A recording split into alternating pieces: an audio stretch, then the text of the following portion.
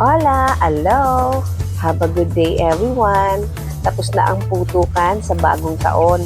Pero ako, hindi pa. Ngayon pa lang. What? Hey, hey, hey! Kung naghahanap kayo ng ulam na putok sa sarap at pasok sa bulsa, abay nandito na ang sagot.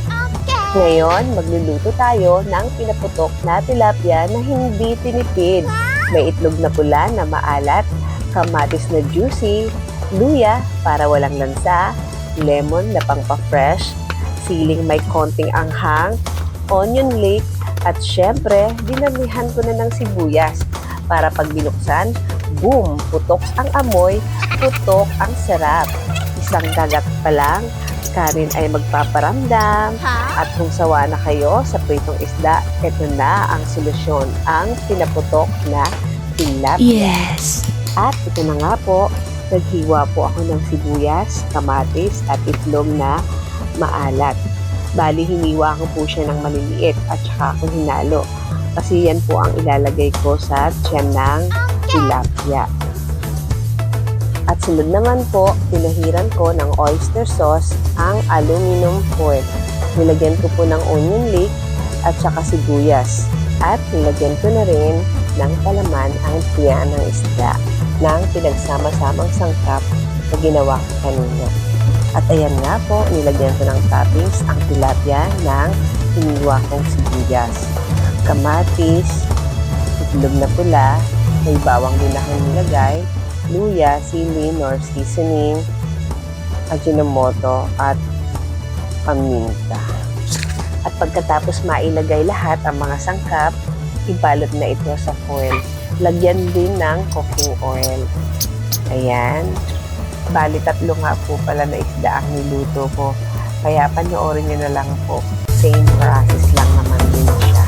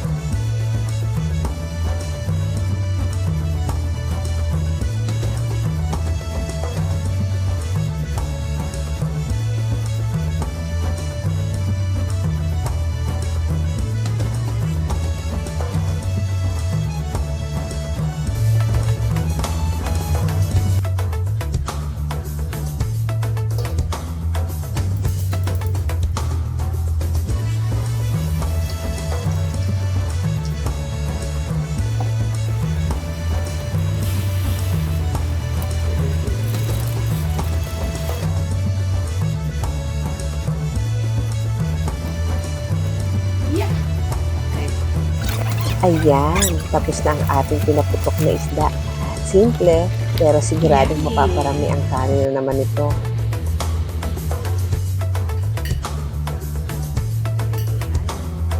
Pinaputok na tilapia.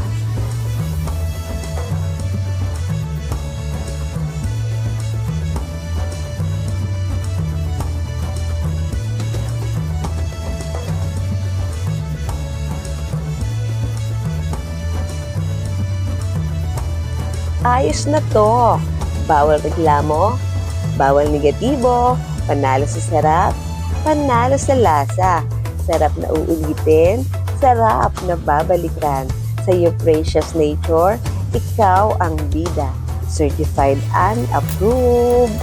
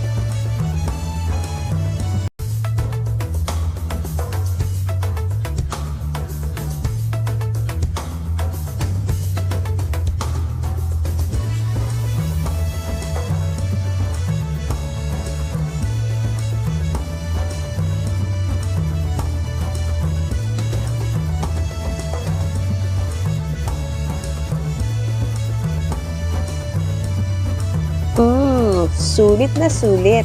Kahit simpleng sangkap, panalo pa rin sa sarap. Hanggang sa susunod na luto, salamat po sa panunood. God bless us all. Bye!